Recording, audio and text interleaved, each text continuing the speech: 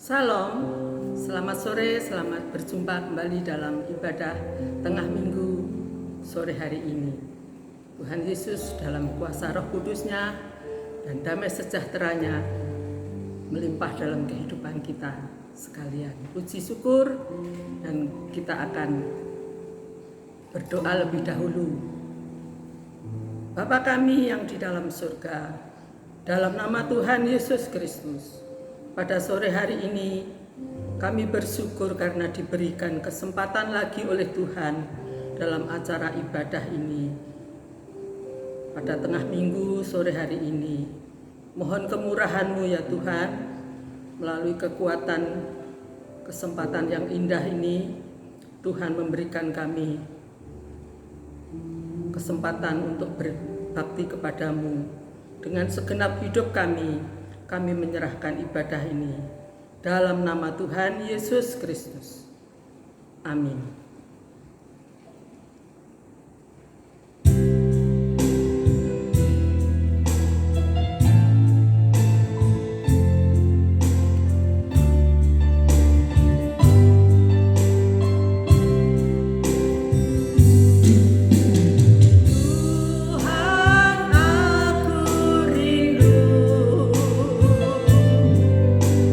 Tuhan, aku siap.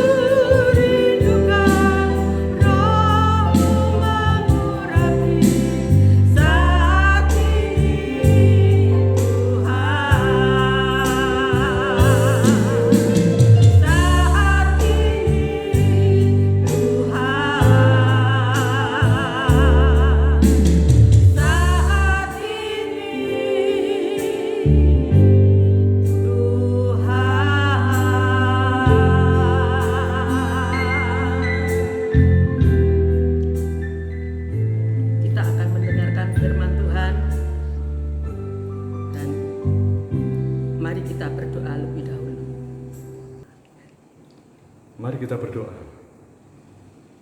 Bapa kami yang di dalam surga, di dalam nama Tuhan Yesus Kristus, kami mengucap syukur kepadamu Tuhan. Pada sore hari ini, Engkau masih memberikan kami kesempatan untuk kami dapat beribadah kepadamu. Sore hari ini, kembali kami akan menerima berkat firman-Mu ya Tuhan.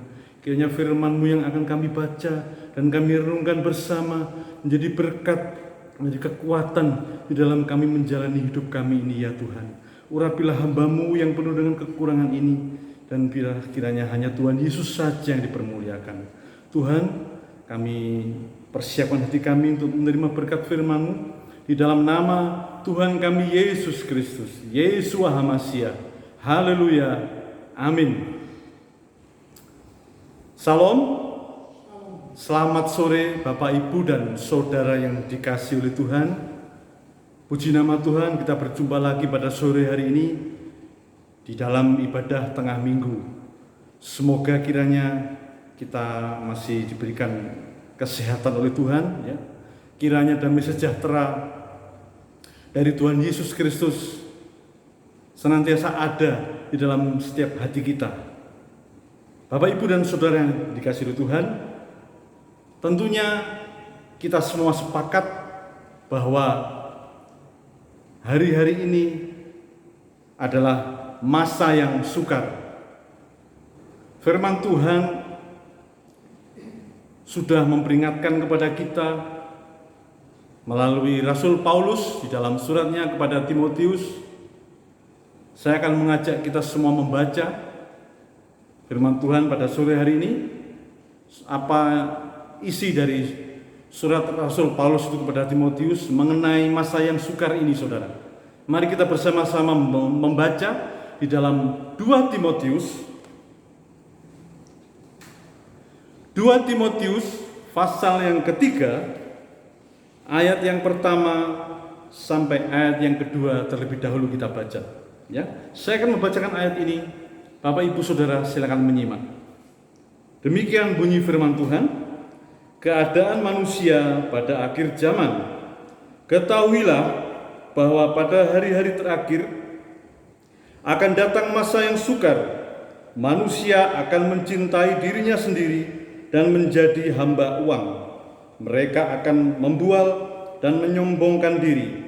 Mereka akan menjadi pemfitnah. Mereka akan berontak terhadap orang tua dan tidak tahu berterima kasih, tidak mempedulikan agama.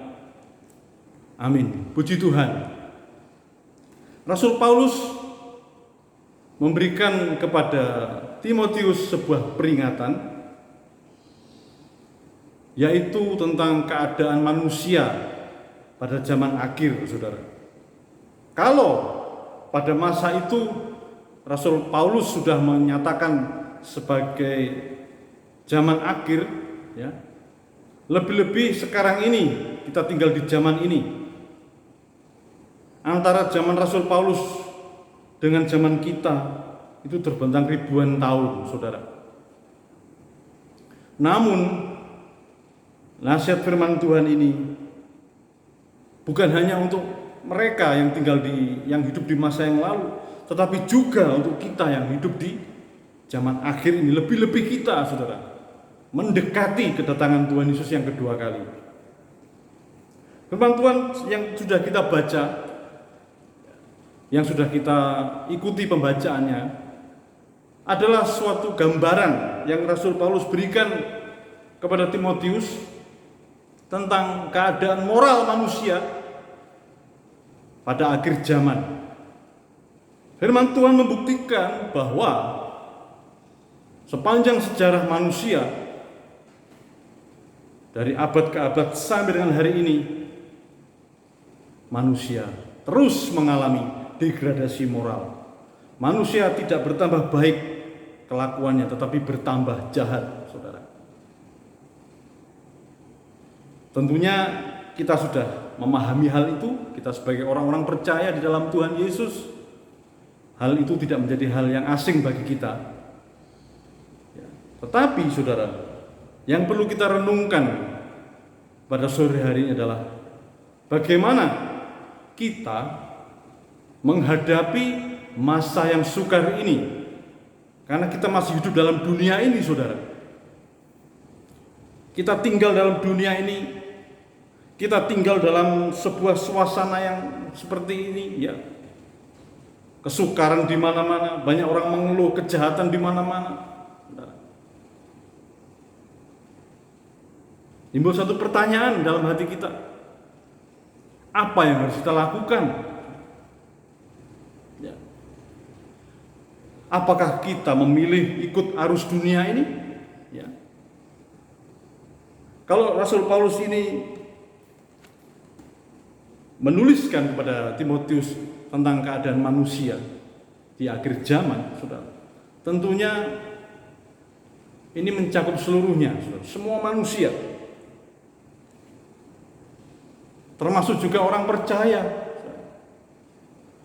Karena ternyata banyak orang Kristen yang hanya beragama Kristen. Jadi ketika menghadapi masa yang sukar itu, mereka menjadi sama serupa dengan dunia ini, saudara. Itu pilihan. Ini bicara tentang pilihan. Nah, kembali kepada pertanyaan kita tadi. Bagaimana kita menghadapi masa yang sukar ini? Masa yang sukar itu tidak hanya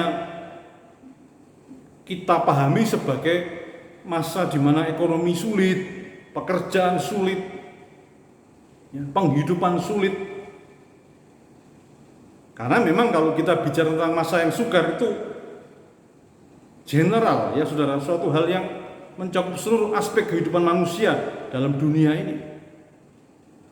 Tetapi kalau kita kembali membaca pada konteks ayat di dalam 2 Timotius pasal 3 ayat 1 dan 2 yang sudah kita baca tadi, ini berbicara tentang keadaan moral, saudara.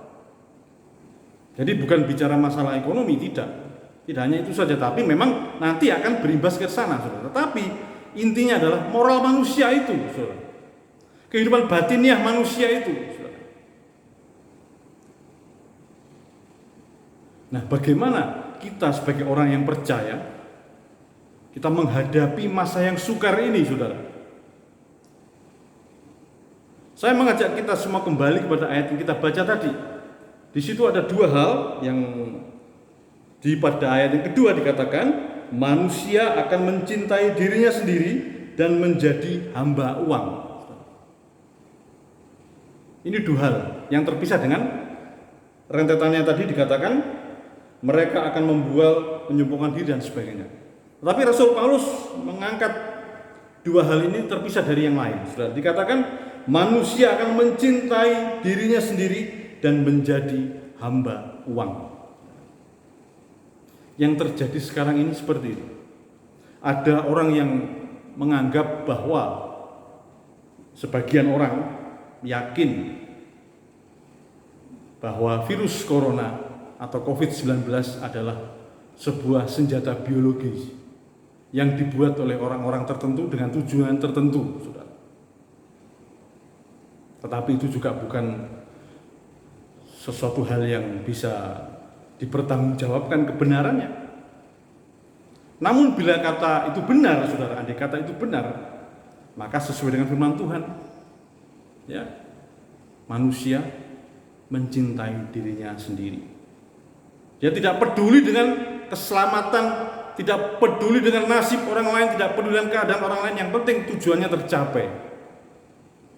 Kalau bisa dia membuat orang lain menderita, seperti itu, saudara. Kalau saja memang virus corona itu memang sengaja dibuat sebagai suatu senjata biologi, saudara, untuk membunuh sesama manusia, ya, maka memang firman Tuhan ini tepat dan benar, saudara. Nah, saudara yang dikasihi oleh Tuhan,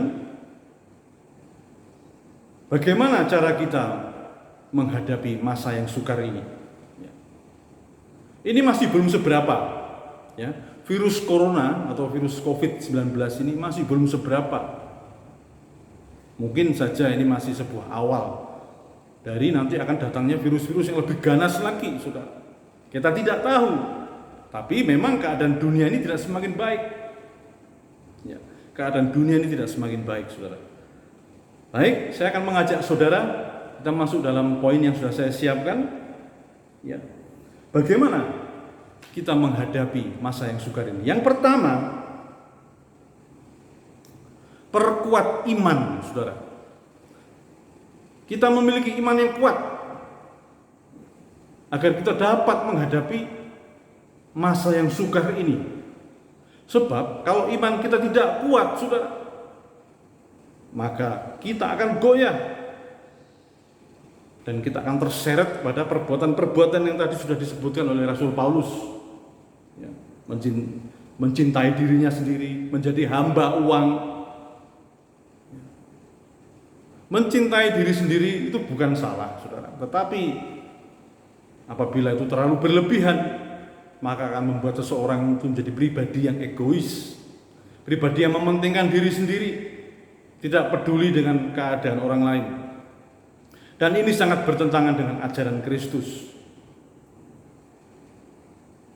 Memiliki uang atau uang adalah kebutuhan kita, itu bukan hal yang keliru, karena memang kita membutuhkan uang, saudara, dalam hidup ini. Tetapi yang salah adalah apabila uang itu sudah memperbudak manusia, saudara. Ini yang salah. Ya. Orang-orang Kristen yang memiliki iman yang lemah akan mudah diperbudak oleh uang. Tetapi orang-orang Kristen, orang-orang percaya yang memiliki iman yang kuat, maka dia akan tetap teguh. Dia tidak mau diperhamba oleh uang. Justru sebaliknya, dia akan mempergunakan uang itu untuk melakukan kehendak Tuhan. Itu sarana memuliakan Tuhan. Dengan berbagi kepada sesamanya. Gunakan uang itu dengan baik, dengan tanggung jawab. Jadi hidup ini jangan sampai diperbudak oleh uang. Setiap hari yang dipikirkan cuma uang saja. Maka ini akan membuat iman kita atau kehidupan rohani kita menjadi lemah, saudara. Ya, jadi yang pertama adalah perkuat iman kita, saudara. Caranya bagaimana kita memperkuat iman?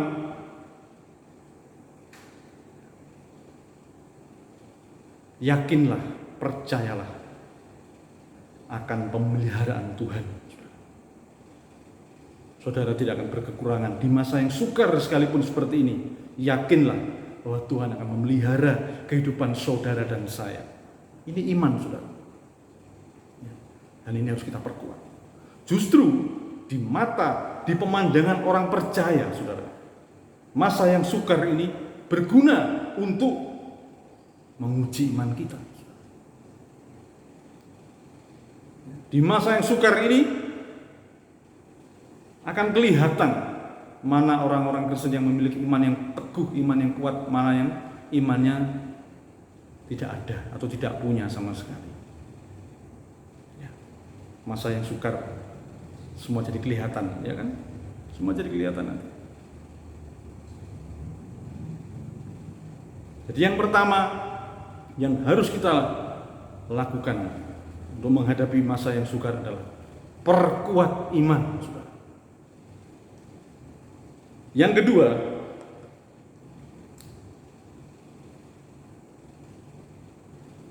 perdalam cinta kepada Tuhan Yesus. Saudara mengasihi Tuhan Yesus? Saudara mencintai Tuhan Yesus dengan segenap hati saudara? Ini pilihan. Tidak ada yang tahu cinta kita ini sedalam apa kepada Tuhan. Hanya Tuhan Yesus yang tahu dan saudara sendiri yang tahu.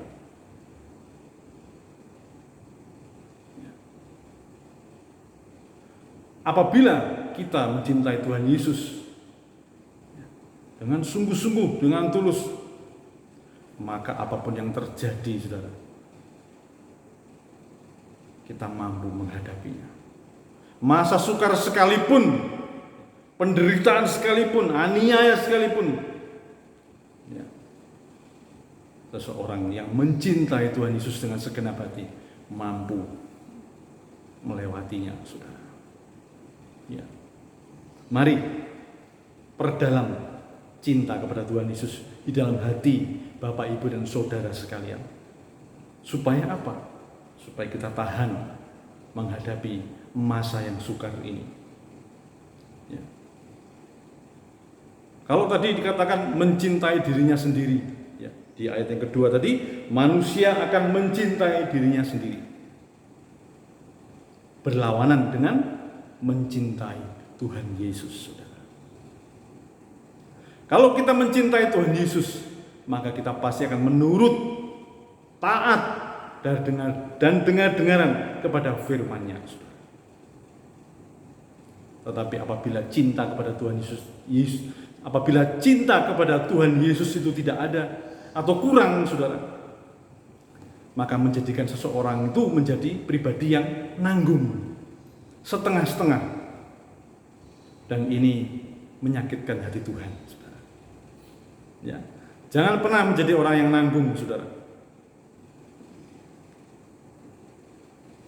Ya. Jangan pernah menjadi pribadi yang nanggung. Mari tegaskan identitas saudara. Tegaskan bahwa saudara benar-benar mencintai, mengasihi Tuhan Yesus. Kalau tidak, ya, nanti akan termasuk golongan ini tadi, mencintai diri sendiri dan menjadi hamba uang. Sekarang poin yang ketiga, saudara.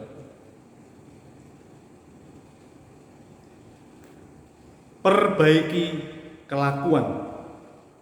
Ya, tadi dikatakan pada ayat yang ke-5, ya, saya akan membacakan ayat ini. Bapak Ibu Saudara silakan menyimak pada ayat yang ke-5 dari 2 Timotius pasal 3. Secara lahiriah mereka menjalankan ibadah mereka, tetapi pada hakikatnya mereka memungkiri kekuatannya. Jauhilah mereka itu. Rasul Paulus mengingatkan, memerintahkan pada Timotius untuk menjauhi orang-orang yang demikian. Artinya orang-orang yang menjalankan ibadah, tetapi tidak ada perubahan karakter.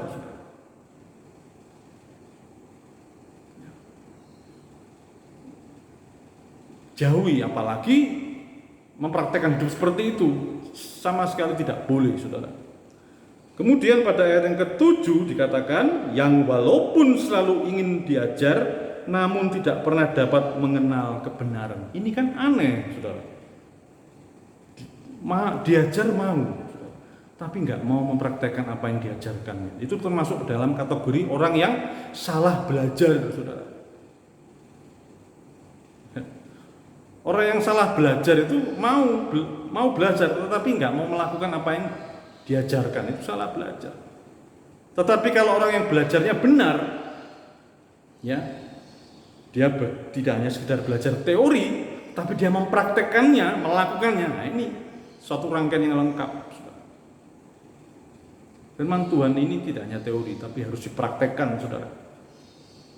Ya, jadi yang ketiga adalah perbaiki kelakuan. Artinya perilaku kita harus ada perubahan yang nyata, yang bisa dirasakan, bisa dilihat orang, dan bisa mempermuliakan nama Tuhan, saudara. Ya. Tidak hanya sekedar ketika beribadah, ya, menyembah Tuhan, nangis-nangis, kalau memuji Tuhan loncat-loncat. Ya. Bukan hanya itu, saudara. Atau menjalankan ibadah seremonial, terlalu banyak upacara ibadah itu, tapi tidak ada aspek menyentuh batini yang tidak ada. Percuma, saudara. Ya, percuma. Buat apa kita melakukan seremonial upacara-upacara ibadah, liturgi dan sebagainya, tetapi tidak menyentuh aspek batinnya, tidak ada perubahan karakter ke arah Kristus. Percuma. Ya, mari, saya sudah berikan 3P, ya. Yang pertama tadi, bagaimana cara kita menghadapi masa yang sukar, yaitu perkuat iman, perdalam cinta kepada Tuhan Yesus, dan yang ketiga adalah perbaiki kelakuan. Perbaiki kelakuan bukan dengan kekuatan sendiri, bukan dengan pemahaman sendiri, tetapi dengan dasar firman Tuhan ini, saudara. Ya. Diajar oleh firman Tuhan dan melakukan firman Tuhan. Bagaimana Bapak Ibu Saudara yang dikasihi oleh Tuhan? Mari kita perkuat iman kita, kita berdalam cinta kita kepada Tuhan Yesus. Dan yang terakhir, kita perbaiki kelakuan kita. Jangan serupa dengan dunia ini. Jangan seperti yang disebutkan oleh Rasul Paulus ini. Ya, Bapak Ibu Saudara bisa baca selanjutnya ayat selanjutnya. Ya, kemudian di dalam ayat yang ke 7, 8, 9 itu ada nama Yanes dan Yambres. Ya, siapakah mereka itu? Mereka orang-orang yang melawan Musa, saudara. Ya, jangan sampai kita melawan kebenaran, tapi kita harus menjadi penurut dan pelaku kebenaran. Dengan demikian kita mampu menghadapi masa yang sukar ini. Puji nama Tuhan, Tuhan Yesus memberkati kita semua. Mari kita berdoa. Bapa kami yang di dalam surga, di dalam nama Tuhan Yesus, kami sudah belajar firman-Mu pada sore hari ini ya Tuhan. Kami mohon ampun jika di dalam kekristenan kami ini iman kami ternyata masih lemah Tuhan. Kami mohon ampun, kami kurang mencintai Engkau. Kami tidak mengasihi Engkau ya Tuhan Yesus. Kami mohon ampun jika perilaku kami masih serupa dengan dunia ini.